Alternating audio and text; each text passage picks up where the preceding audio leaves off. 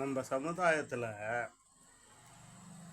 யாராக இருந்தாலும் சரி, அவங்க எவ்வளோ பெரிய அதிகாரியாக இருந்தாலும் சரி, எவ்வளோ பெரிய மனுஷனாக இருந்தாலும் சரி, அவங்களுக்கு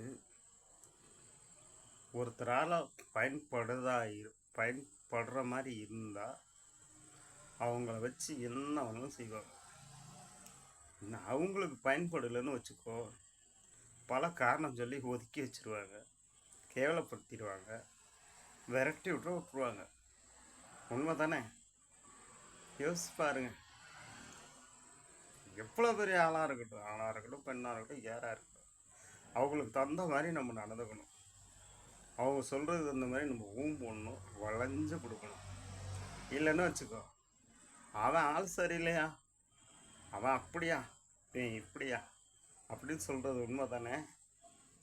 உண்மையா இல்லையா? உண்டுனா உண்டு.